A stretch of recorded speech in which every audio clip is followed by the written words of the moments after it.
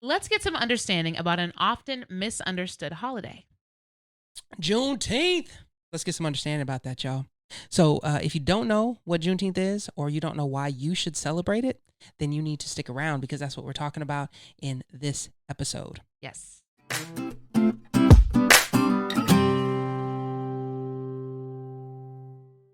Hey, we are your hosts, Nick Smith. And Kylie Jo Smith. And today is part 2 of our Misunderstood series. Yeah, we got a whole series going, y'all, about being misunderstood. First, we're going to do the Miseducation Lauryn Hill. And no, we're not. Then we're going to do the artist known as Pink, or I can't remember her full name. Alicia. Something or other. I don't know. If you know her full name, go ahead and send it to us. We just spaced out. We're obviously not on that close to terms with her yet. We only know her first name. I don't really know her last name. Yeah, we don't send each other Christmas cards yet.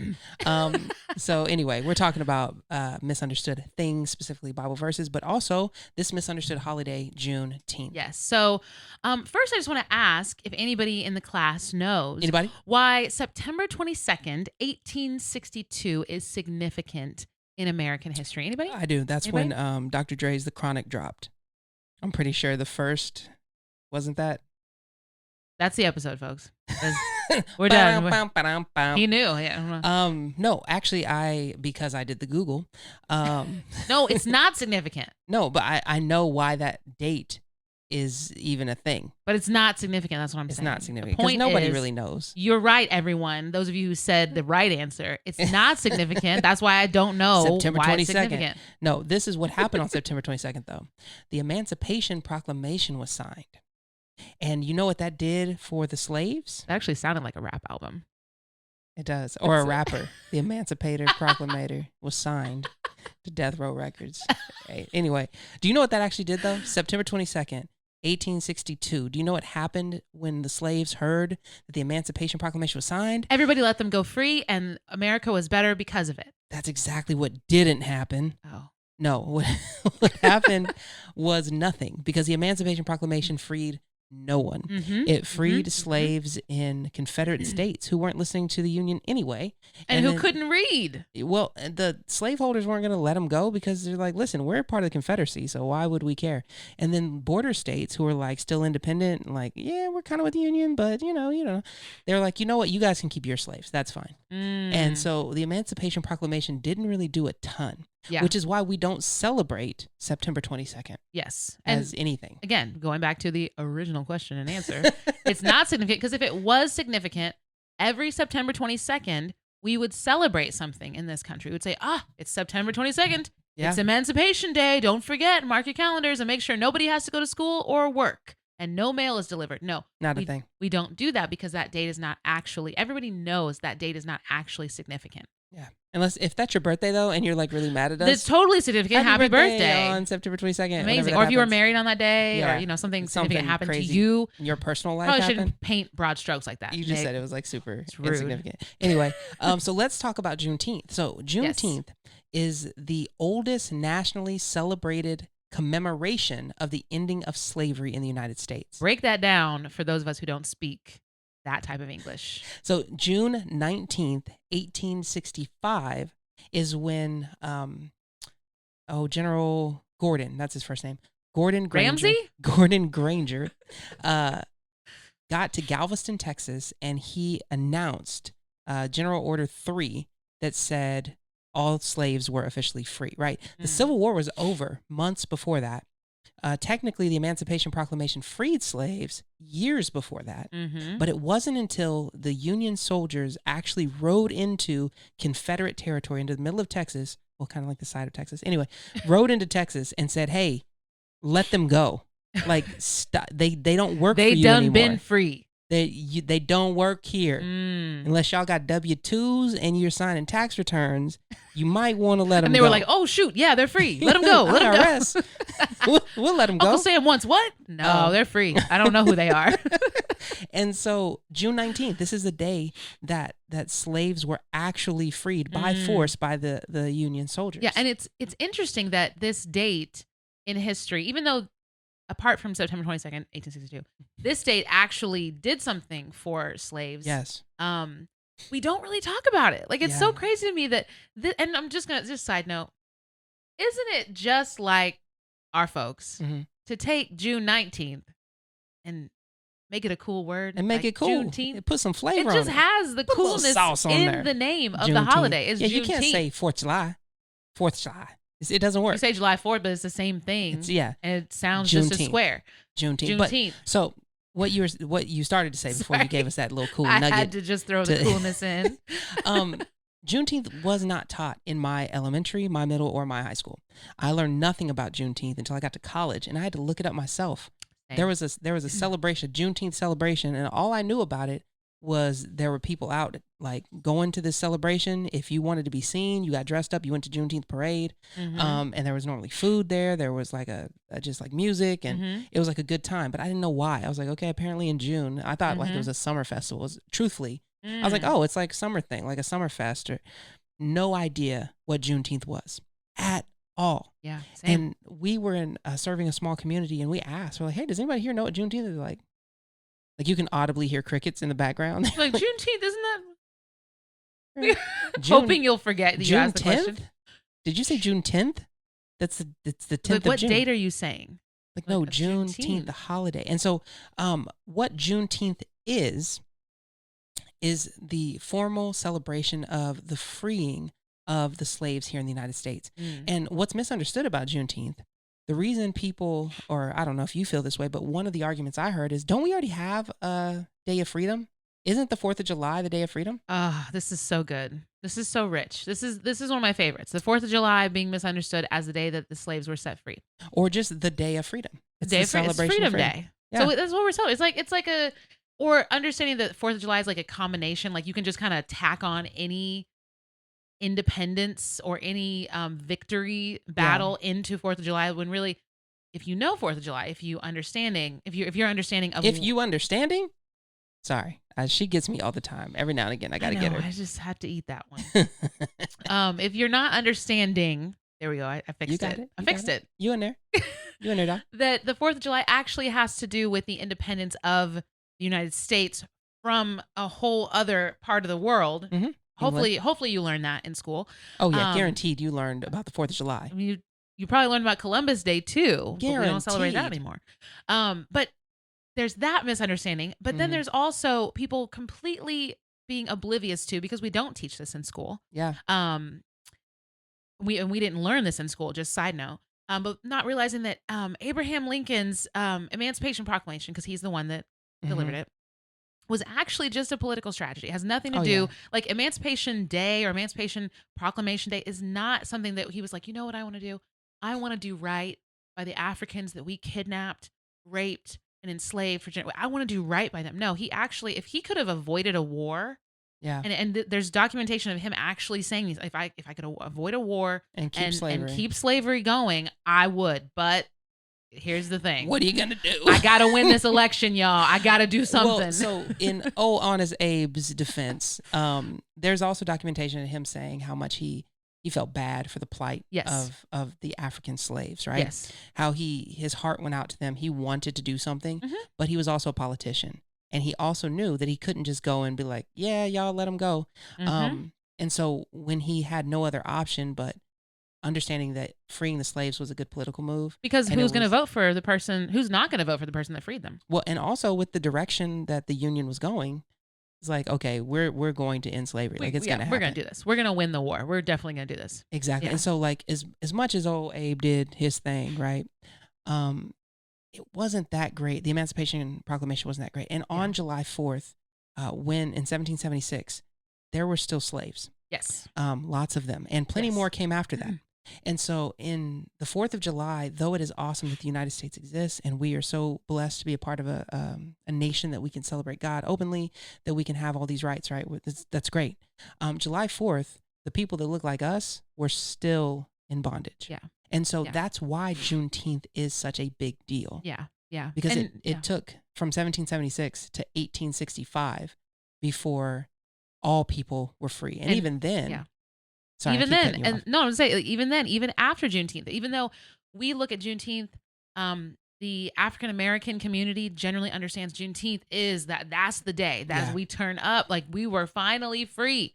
Even after that, there were still slaves in America. You don't believe this? Check it out. So Google it because you're going to find it for yourself. Give it a Google. Give it is worth a Google. 1963. Y'all, we're not making this up. A century after the Civil War. Like during the Civil Rights years, Movement. That's 100 years. During the Civil Rights Movement, there were still slaves. And why? You ask, how is this possible? How could this possibly be in America? That's how I would ask it. What in tarnation? With that arm as well. I would do that. That's me. Well, think about it. If you have a generation of people who don't know how to read and they have no resources whatsoever, they can't just like get in their car and drive. Oh, I'm free, sweet. I'm getting the Benz. I'm driving out. Later, master. I mean, whoever you are. You have people who are now subject to you and relying on you. Yeah. And if you've grown up in that culture that's like, well, it's slavery. It's not that big of a deal, guys. Like, come on. Yeah. You've inherited this property from your family, and now it's your responsibility to care for them. So even in the shifting of the culture, you have Black people in America who were still considered property illegally. It was illegal. It wasn't like there was anything protecting their owners, but they were able to keep these people in their possession until 1963. Generations of people were still kept for 100 years. And then there was also one of the factors that added into this existing is that, y'all, a lot of the U.S. is still very, very rural. Yes. Very rural. Yes. And so there were areas of the U.S. that were so rural that the news, people just forgot, like, why would I go off to, Timbuktu, Missouri, and tell them, like, don't nobody care about that town? And so people in that town, they would hear, the people that could read would hear from the paper, and they'd be like, yeah, I'm just not going to tell nobody. Well, or even I'm like, keep this to myself. Even what we see today, and we love small communities. We lived in rural communities for a long time. We have nothing but love. But one of the things we experienced, and it is true of oftentimes isolated communities, is I do what I want. Yeah, that's fine. They'd have their rugged little laws. Individualism is how there you would we say go. it. That's what we call it. And there's some things about that are really good. But when you're talking about enslaving an entire people group, that's one of those things that's not good to have that viewpoint. Like, I do what I want. I'm going to keep my slaves. Yeah. Yeah. Okay. Until 1963. And honestly, folks, I would not even be surprised. Not in 2021. I would not be surprised if somewhere deep in the, I don't know, backwoods of somewhere, I don't want to isolate any one particular group of people, there are people who truly still have the understanding of like, well, no, they're mine. Well, and they belong. And this we're is how it speaking is. separate from like the sex traffic slavery that happens. Yes, talking about chattel slavery. Yeah, chattel slavery that is a continuation. Yes, from the slavery that was the foundation of these United States. Yes. And so it's important for us to celebrate Juneteenth because we don't, as a people, Black people don't have a celebration apart from Juneteenth that we can look at and be like, hey, this is when we can like point back to our culture where we can truly celebrate what it means to be uniquely African American. This is something, it's a touchstone of our community. And what's crazy is it's not even like discussed. Like in Texas, it's big. But when you get outside, in Galveston. You get outside of Texas, like the further the radius gets, unless you're in certain cultural hubs, Atlanta, LA, and even LA, I remember being out in California, we didn't hear a ton about it. Unless you're in those cultural hubs, you don't know. Yeah. And so like, it's so important for us to spread the word, spread awareness about Juneteenth, because it's necessary for us to have this celebration. It's necessary for us, especially in this past year's political and racial climate, to be like, hey, it's okay to celebrate the ending of this travesty. Yeah. Right? Because we want to celebrate the ending of that. We want to celebrate the ending of all the bad stuff that happened during sanctioned slavery. Yeah. And it's also important because even though we look at that and we say Juneteenth is so significant and it's worth celebrating, we understand it's not the capstone. That even in that, it's like, well, goodness, there's so many other things we can point to systemically. Yeah, that was so many starting point. Yeah, there's so many other institutions that have been like the school to prison pipeline, which is a whole other episode in and of itself. Yeah. There's so many other things that we can point to and say, oh, it's not really truly over. Yeah. Like, it's not like, yeah, we have freedom in that. That we're not, oh my goodness, I'm so thankful that I don't live on a plantation and have to worry about my master coming out to beat me or take my children and sell. Like, I'm so thankful that I don't have to worry about that because my master is not of this world.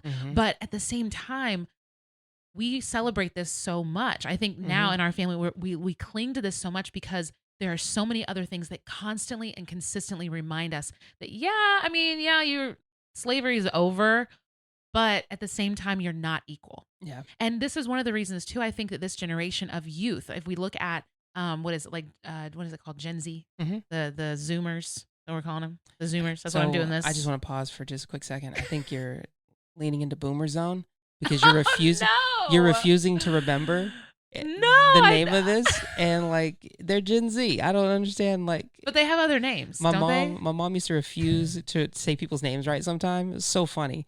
They're like, "What's her name? Chuck."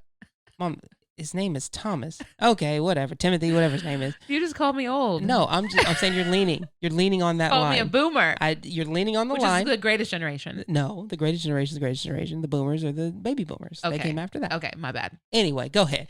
Anyhow. This generation. This generation of youth, I think one of the reasons they cling so much and have clung to Black Lives Matter, the movement and the statement, I think the reason they cling to wanting to see justice is because they have not been taught about the freedom that we have been given. They haven't been taught about the full history and to understand, hey, look, yes, this is awful and this injustice needs to be dealt with.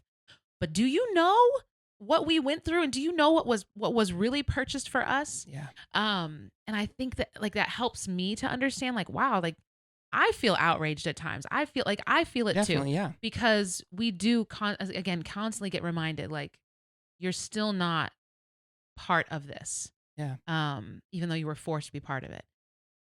Yeah, I see, like, I have more compassion though, seeing like, oh, well, if you weren't taught about this, then the only thing you have to cling to is fighting and striving and clawing for any shred of significance in this. Yeah, that's so good. And I think for a young Black and people of color in general, but especially young African Americans, it's important for them to know what this history means for us as a people. Mm-hmm.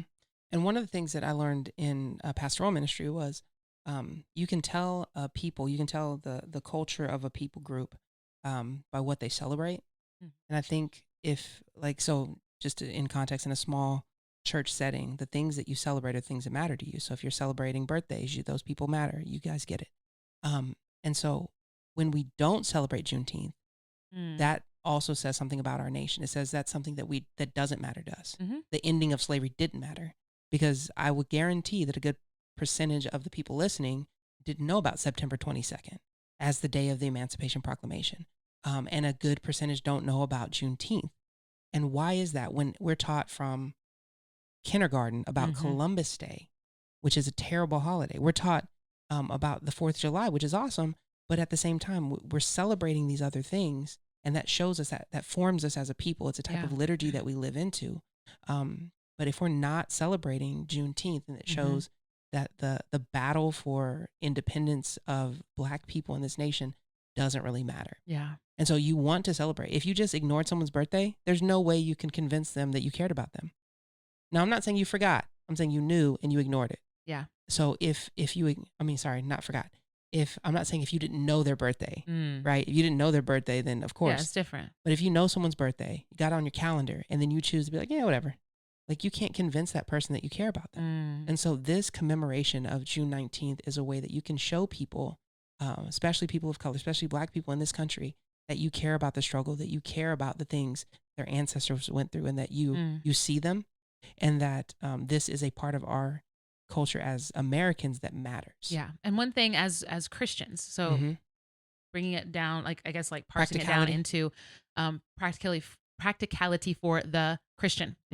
One of the things that we can do, and it's because the Bible has so many instances of slavery that it's easy to be like, oh, okay, the word slavery, I get it. It's just like, but I want to encourage you, and I guess kind of maybe warn you or educate you in this moment, that the slavery of Scripture is not equal to the slavery of the of Africans. There are things about it that are similar, but when we can kind of, I guess, simplify it in our minds, like, what's the big deal? Like, it's just slavery, and it says in the Bible, every people group has gone through it, right? It really, again, it diminishes that connection that we can have with people. It makes it really hard to witness to them. It makes it really hard. I don't want to hear the gospel from somebody who's going to tell me that what my ancestors went through really wasn't that big of a deal. Yeah. I had a moment. Oh, and I have heard the gospel from somebody who said that. It's weird. I didn't want to listen. You know what? I'm gonna share this with the inner circle, so I'll save it. There's something I'm gonna share. Now with the I want to inner circle. know. Good thing I'm in the inner circle. So let's continue with practicality. Yes. So if you don't know anything about Juneteenth, aside from what we just shared with you, practically educate yourself. It is not anyone else's responsibility. We'll say it. We'll say it. We'll say it again. I'm getting tired of saying it, but I'm gonna keep on saying it. Sing it from the mountains. It's not anyone else's responsibility to educate you. Like once you find out about something or you hear about something, you can't just sit back and in ignorance as an excuse. You educate yourself about Juneteenth. Educate yourself about the history of slavery in our country. Educate yourself about race relations in the U.S. And now I know it's ugly. I know it's painful. I know it's frustrating. Confusing. But don't take anyone's word on what slavery was. Don't just be like, well, you know what? I've never been taught it was that bad. So, in my history book in 7th grade, they called them workers. So it can't be that bad. Like, educate yourself. Yeah. And figure out what the true issue is so that you can understand a little bit more of what people are going through. Yeah, and I would go a little bit deeper. Our dog what is he doing? Excuse me, dog. Jingle jangling. Quit jingle jangling over there. So if you hear the jingle jangle, that's our dog. That's our dog. He's just real life. I'll take it a little bit further. Okay, do it. I'm going to say to our non-people of color friends, white people, it is not black people's responsibility to educate you.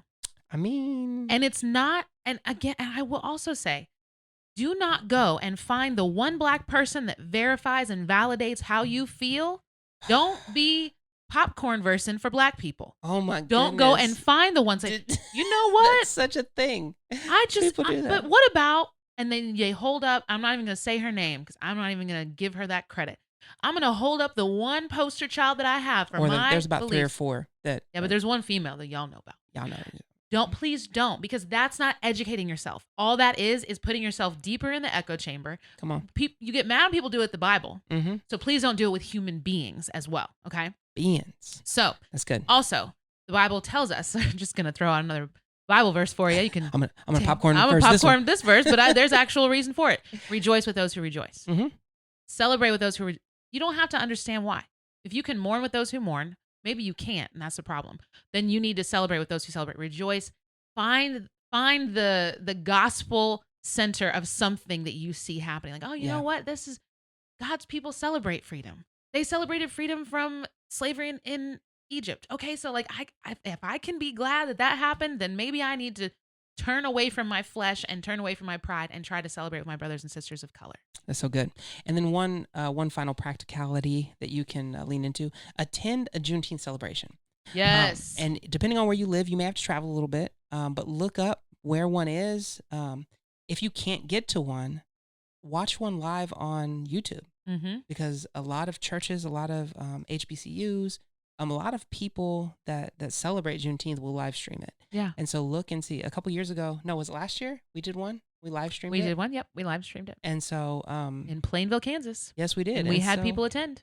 So look in up person where one is and try to attend in person. If not, watch one, stream one. Just take part in some way, shape, or form. Yeah. Yeah. I think this is going to be good for you. I think you're going to enjoy it. It's a good one. I think you're going to have fun. You're going to look back and you'll be like, I'm glad I did that. That's I'm glad right. that I went to that Juneteenth celebration and Thank you, learned NixMyth Podcast. Yeah. I got value from what you said. Oh my goodness. Well, we are going to go a little bit deeper with our inner circle after this episode. So if you would like to be a part of that, if you would like to get in on that extra content, including the EP that was released to them last year, right? Yeah. And an upcoming revised edition of the EP coming out. That's coming out this summer. You need to go ahead and go to patreon.com/NixMyth Podcast. You can join for as little as $2 a month. Mm-hmm. We have listeners all over the world. We do. But we Thank have you, Patreon Jesus. supporters all over the country and one outside of the country, which is amazing. I'm still like reeling over that. It's God cool. is good. I'll So, tell you what. Yes, this has been the NixMyth Podcast. We hope you've gotten a dose of real life. No myth. Be blessed.